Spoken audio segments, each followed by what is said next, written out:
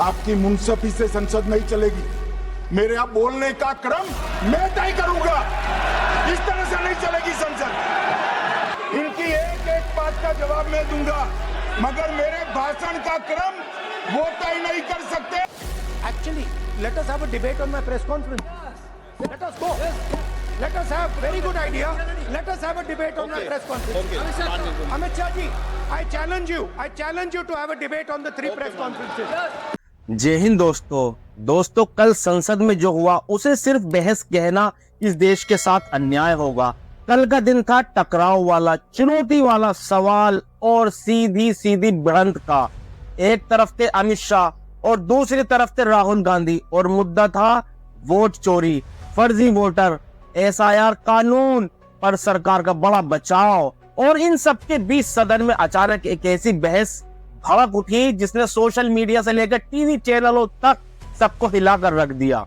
बहस शुरू ही हुई थी कि राहुल गांधी ने सीधे अमित शाह को घेर लिया। उनका आरोप, सरकार प्रेस कॉन्फ्रेंस में बोलती है लेकिन बहस संसद में करने से डरती है। स्पीकर सर, मेरा कल एक सवाल था जो हिंदुस्तान के इतिहास में पहली बार डिसीजन लिया गया कि इलेक्शन कमिश्नर्स को फुल फुल इम्यूनिटी दी जाएगी। ठीक है, ये है ना, इसका जवाब इसका पीछ मैं खत्म नहीं किया सर। इसके पीछे जो थिंकिंग थी वो हमें सबसे पहले बताएं। ठीक है। दूसरी बात, नहीं, हरियाणा की जहां इन्होंने बात की, इन्होंने एक उदाहरण लिया, वहां पर अनेक उदाहरण हैं। वो भी आपने दिया था ना, 19 वो भी आपने दिया था, इसलिए दिया वो भी 19 लाख वहां पे फेक लोग, वो उदाहरण आपने दिया था इसलिए उसका जवाब दिया। और ये भी हमें बता दीजिए, actually let us have a debate on my press conference. Let us go. Let us have very good idea. Let us have a debate on my press conference.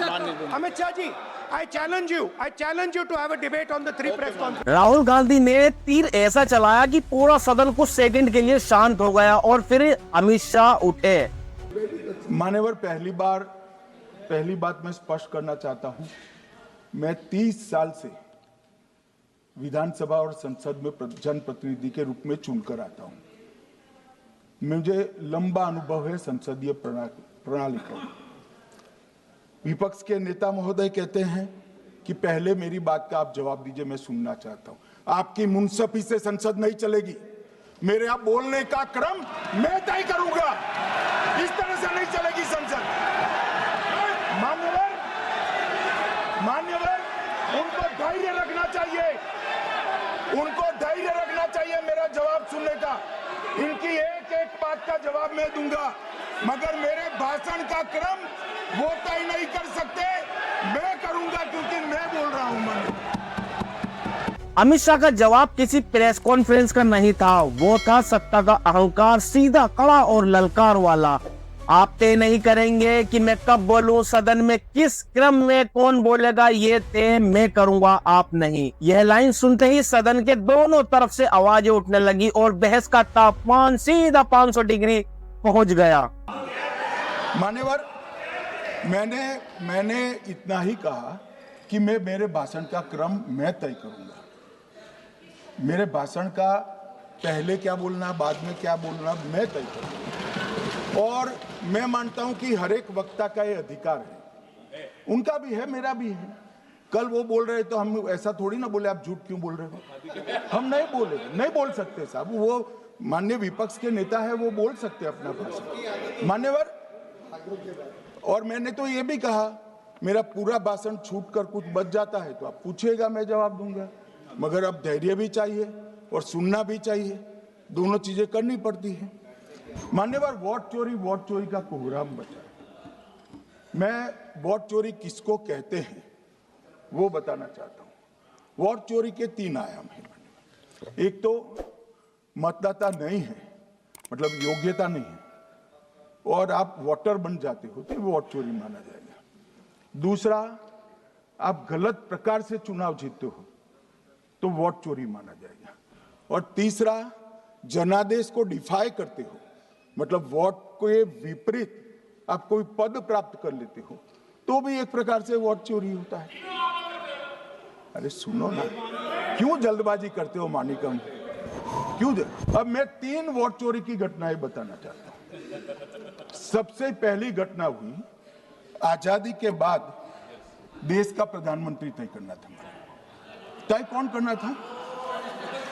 तो उस वक्त के जितने प्रांत थे इसके कांग्रेस के अध्यक्षों ने, उनके एक एक वोट से तय होना था। अब 28 वोट श्री सरदार पटेल को मिले और 2 वोट जवाहरलाल नेहरू जी को मिले।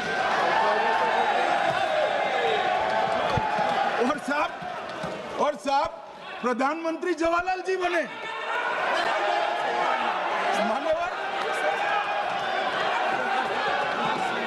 मान्यवर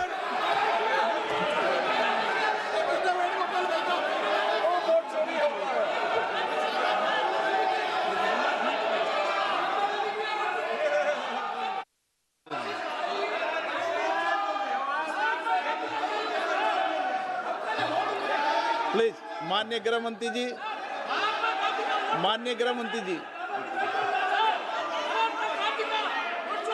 प्लीज।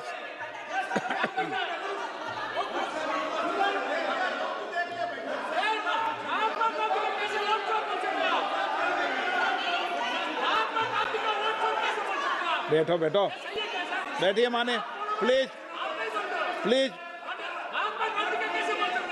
प्लीज।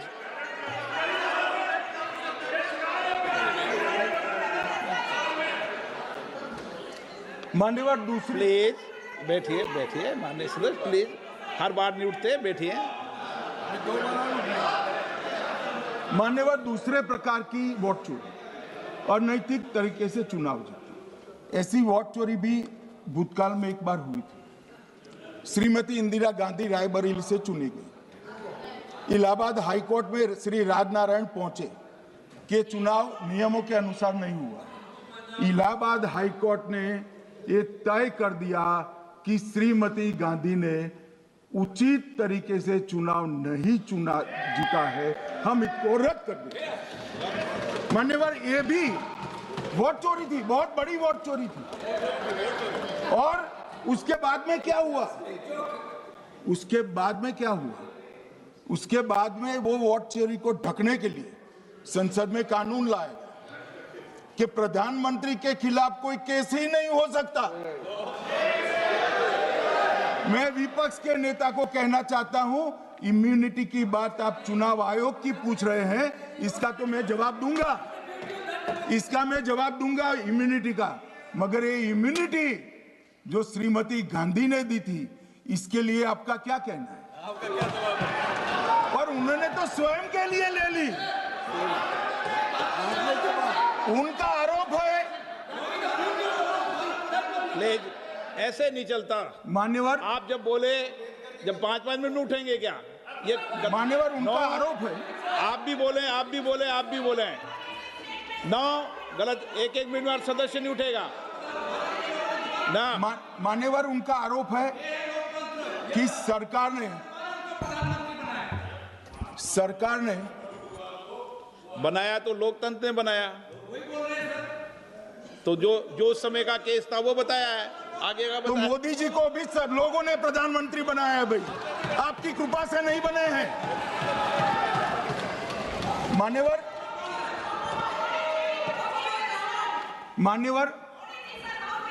नो प्लीज, ऐसे मानक तरीका ठीक नहीं है आपका, 2-2 मिनट में उठना। मान्यवर विपक्ष के नेता ने कहा कि आपने चुनाव आयुक्तों को इम्यूनिटी दी। इनका आरोप सत्य नहीं है, मैं इसकी बात बाद में करता हूं।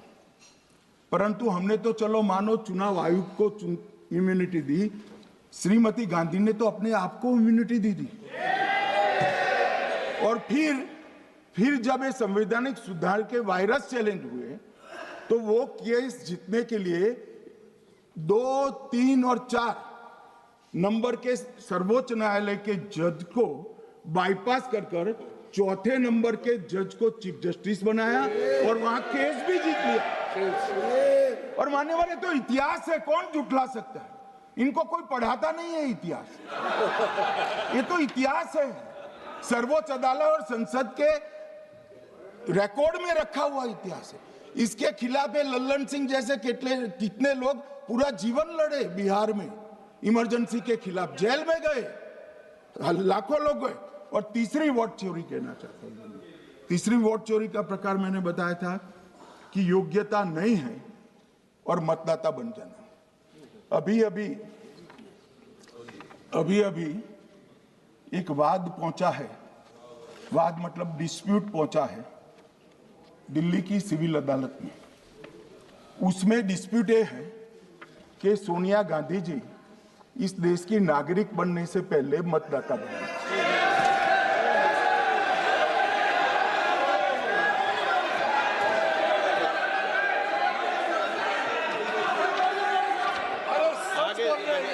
आगे सुनो, बोल क्या रहे, पूरी बात तो सुनो।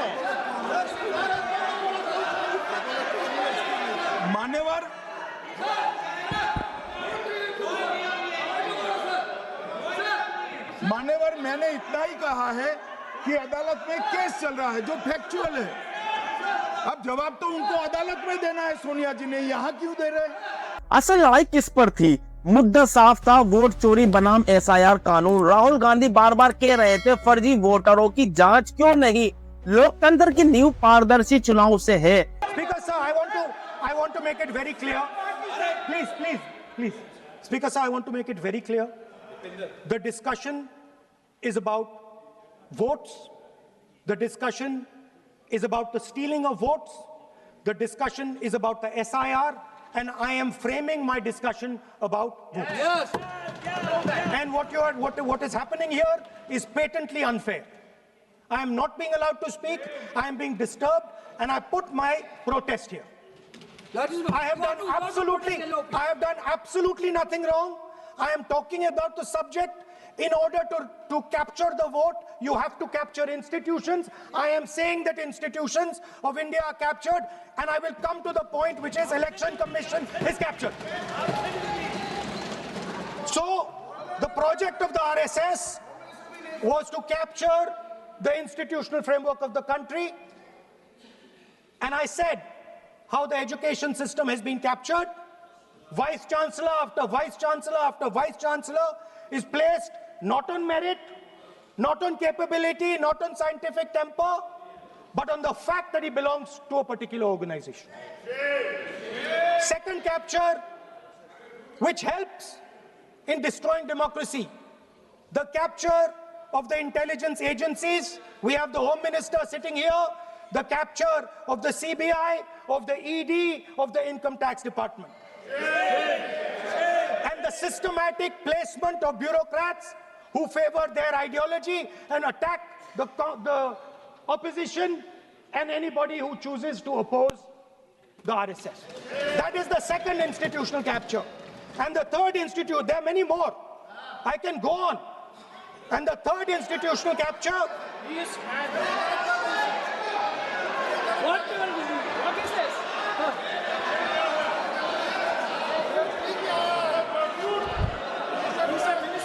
मानिए प्लीज मानिए।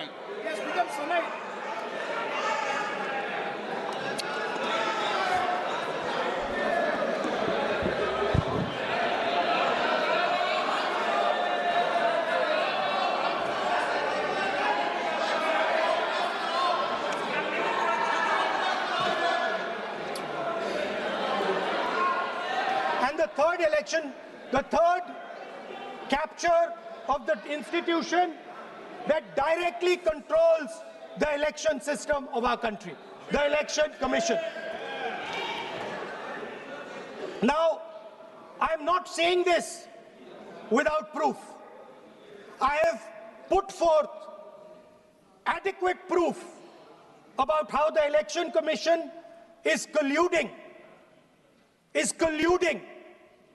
with those in power to shape the elections. But I want to ask 3 questions first, which will make it very clear that the BJP is directing and using the Election Commission to damage India's democracy. The first question, why is it that the CJI was removed from the selection panel of the election commissioner. What motivation could there be to remove the CJI? Do we not believe in the CJI? Of course we believe in the CJI. Why is he not in that room? I sit in that room. It is so-called a democratic decision. On one side, Prime Minister Narendra Modi and Mr. Amit Shah. On the other side, the leader of the opposition. I have no voice in that room. What they decide is what happens. So the first question, why is the Prime Minister and Amit Shah so keen on choosing exactly who the election commissioner is going to be? Second question, and even more devastating question. No Prime Minister has done this in the history of India. In December 2023, this government changed the law. They changed the law to make sure that no election commissioner could be punished for any action they take while they are election commissioner. Yes. Immunity. Why would the Prime Minister and Home Minister give this gift of immunity to the election commissioner? Why would they need to give this tremendous gift that no Prime Minister has given ever before to the election commissioner? Yes. Mr. Shah is looking into the ceiling. Maybe he will answer this question when he speaks. And finally, why was the law with regards to CCTVs and the data that they contain changed? Why was a law put in place that allows the election commission to destroy CCTV footage 45 days after the election? What is the need? The answer given is it is a question of data. It is not a question of data. It is a question of stealing the election. Now, what is the result of this institutional capture? What is the result of controlling the Chief Election Commissioner and the Election Commission? First of all, we have a set of election campaigns that are tailored for the Prime Minister. 3-month, 4-month, 5-month long campaigns are taking place so that the Prime Minister's schedule can be fitted in to the program. Second, we have a Brazilian woman who appears 22 times on the voter list of Haryana. सरकार कह रही थी SIR ही तो पारदर्शिता का रास्ता है, vote चोरी का नारा विपक्ष की घबराहट है। बहस इतनी तेज हो गई कि बार बार स्पीकर को दखल देना पड़ा। राहुल गांधी और अमित शाह दोनों ही एक दूसरे को छोड़ने के मूड में नहीं थे। एक मिनट गमन जी, क्या गलत बोला उन्होंने? उन्होंने यही बोला, आपने जो बात उठाई है मुझे कब बोलना है मैं तय करूंगा, यही बोला ना। उसमें क्यों उत्तेजित हो रहे हो आप? हाँ, आपके 2-2 मिनट में खड़े होने से थोड़ी जवाब देते रहेंगे। नो, माननीय गृह मंत्री, नहीं होगा। मैं आपको फिर मौका दूंगा, फिर मैं मौका दूंगा आपको, मौका दूंगा आपको।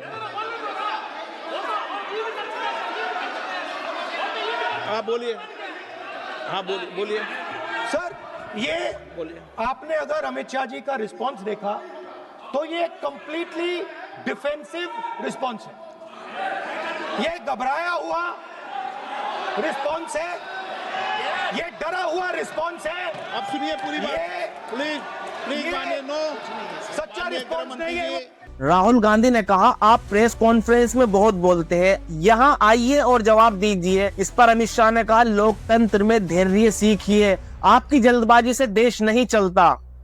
सदन में ऐसा लग रहा था जैसे एक तरफ विपक्ष के तर्क और दूसरी तरफ सत्ता का आत्मविश्वास, और दोनों के बीच लड़ाई जारी थी। सदन का माहौल इतना गर्म हो चुका था कि अध्यक्ष स्पीकर बैठ जाइए की आवाजें बार बार गूंजने लगी।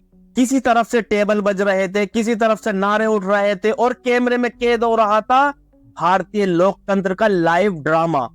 दोस्तों, बहस कौन जीता इसका फैसला ना मैं कर सकता हूं, न टीवी चैनल। ये फैसला करेगा आपका दिमाग, आपकी समझ और लोकतंत्र के प्रति आपकी संवेदनशीलता। राहुल गांधी ने चुनौती दी, अमित शाह ने पलटकर जवाब दिया। मुद्दा वही पुराना, चुनाव, भरोसा, लोकतंत्र का भविष्य। और बहस कल संसद में नहीं, सोशल मीडिया पर पूरी रात चलती रही। लेकिन अमित शाह ने इस पूरे विवाद पर विपक्ष के सवालों का जवाब नहीं दिया। अमित शाह ने कहा, जब ये लोग चुनाव जीतते हैं तो सब ठीक, और जब चुनाव हारते हैं शोर मचाने लग जाते हैं। मान्यवर, एंटी इनकम्बेंसी इनके खिलाफ होती है जो जनहित के विरुद्ध काम करे। ये बात सही है कि भाजपा को एंटी इनकम्बेंसी का फायदा विरोध बहुत कम करना पड़ता है। हमारी सरकारें बार बार चुनकर आती हैं, चाहे राज्य में है या केंद्र में, परंतु ऐसा नहीं है कि हम 2014 के बाद एक भी चुनाव नहीं हारे। छत्तीसगढ़ में 18 में हारे, राजस्थान में 18 में हारे, मध्य प्रदेश में 18 में हारे, कर्नाटक में भी 14 के बाद हारे, तेलंगाना में हम जीत नहीं पाए, चेन्नई में हम जीत नहीं पाए, बंगाल में भी हम हारे। भाई तो तब तो ये मतदाता सूची बहुत अच्छी होती है, तब से नए कपड़े पहनकर आप शपथ ले लेते हो। उस वक्त मतदाता सूची का विरोध नहीं करते हो, और जब मुंह की पटखनी पड़ती है बिहार की तरह, तब मतदाता सूची का विरोध करते हो। माननीय मेरे दोहरे मापदंड नहीं चलेंगे लोकतंत्र में। जब आप जीतते हो तब चुनाव आयोग महान है, जब आप हारते हो तो चुनाव आयोग निकम्मा है, बीजेपी का कहने पर चलता है। जब आप जीतते हो मतदाता सूची अच्छी है, मतदाता सूची अच्छी है, और जब आप हारते हो तो मतदाता सूची खराब है। मान्यवर, मुझे कोई आपत्ति नहीं, इस प्रकार का भ्रांति फैलाए तो फैलाए। मेरा दायित्व है कि इस देश की जनता को एक ड्यूअल स्टैंडर्ड की जानकारी देना, जो मैं आज इस सदन में खड़े होकर दे रहा हूं। लेकिन वोट चोरी का खुलासा तो राहुल गांधी ने कर्नाटक चुनाव के बाद किया, जबकि वहां पर कांग्रेस की सरकार बनी। उसके बाद मुंबई और फिर हरियाणा क्यों अमित शाह जवाब नहीं दे पाए? और देश के चुनाव आयोग पर हिंदुस्तान के इतिहास का सबसे गंभीर सवाल हो रहा है, फिर भी क्यों इलेक्शन कमीशन ने अब तक जवाब क्यों नहीं दिया? अगर आपको संसद की ये भिड़ंत समझ में आई और आप चाहते हैं कि ऐसी गंभीर मुद्दों की सच्चाई तस्वीर आप तक पहुंचती रहे, तो इस वीडियो को लाइक करें, शेयर करें और चैनल को सब्सक्राइब जरूर करें। हम फिर मिलेंगे एक और गहरी, तेज और सच्ची विश्लेषण के साथ। जब तक के लिए धन्यवाद। जय हिंद।